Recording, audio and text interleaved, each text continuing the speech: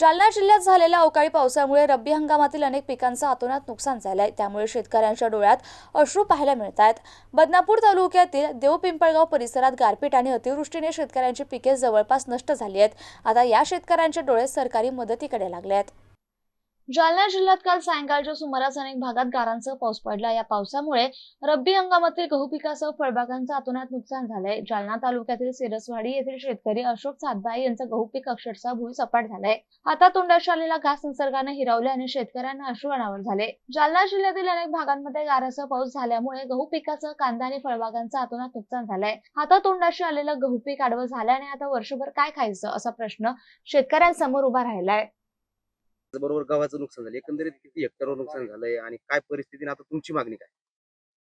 काल काय झालं 4:30 ते 5च्या दरम्यानमध्ये देवपिंपळगाव शिवारामध्ये त्या प्रचंड अशा गारी पडल्या आणि गारीचा पाऊस जवळजवळ अर्धा तास चालू होता. त्यामुळं जो कापणीस आलेला गहू, तसेच आमच्या इथं डाळिंबचं उत्पादन जास्त होतं, फळबागा जास्त आहेत आणि त्याची नेमकी सेटिंग व्हायला लागली होती. त्यामुळं डाळिंब बागायतदाराचं खूप नुकसान झालं आणि ज्यांनी सीडचा कांदा लावला होता, ते आता कांद्याचं परागसिंचन चालू असून जवळजवळ 1 महिन्यामध्ये कांदा निघणार होता. तर त्यांचं सुद्धा एकरी ₹1.5 लाख आतापर्यंत खर्च झालेला आहे आणि त्यांचं जे उत्पन्न निघणार आहे ते तर गेलंच, पण झालेला खर्च सुद्धा गेला आणि त्यामुळं आता मागील काही गहू राहिला होता. गव्हाचं सुद्धा आता पूर्ण गहू झोपलेला आहे. त्यामुळं गहू सुद्धा पूर्ण गेलेलं 100% नुकसान झालेलं आहे. ज्या उन्हाळी बाजरी आहे, त्याचं सुद्धा 100% नुकसान झालेलं आहे. त्याच्यानंतर काही शाळू ज्वारी उभी होती, तिचं सुद्धा नुकसान झालेलं आहे. आंब्याच्या काही फळबागा होत्या. आंबे नेमके आता कैरी सुरुवात झाली त्याला, तर ते सुद्धा त्या गारीमुळं पूर्णचे पूर्ण नुकसान झालेलं आहे आणि त्यामुळं सिरसवाडी आणि देवपिंपळगाव हा जो पट्टा आहे, हा पट्टा पूर्ण शेतकऱ्याचं 100% नुकसान झालेलं आहे. आता त्याची नुकसान भरपाई सांगता येणार नाही.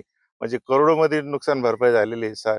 शासन हे एवढं भरून देणार नाही. पण यांच्या शेतकऱ्यावर एक अशी अत्यंत अशी दुर्दैवी घटना शेतकऱ्यासंग झालेली आहे आणि त्यामुळं शेतकऱ्याचे स्वप्न भंगलेले आहेत आणि यामुळं निश्चितच शेतकऱ्याच्या बाजूनं शासनानं पंचनामे करून या शेतकऱ्यांना आधार द्यावा अशी शासनादरबारी विनंती. प्रशासनासोबत काही तुमचा संपर्क झालाय का? गावची जी परिस्थिती ती तुम्ही हा, प्रशासनाला कळवली का? आणि पंचनाम्यासाठी प्रशासन येणार आहे?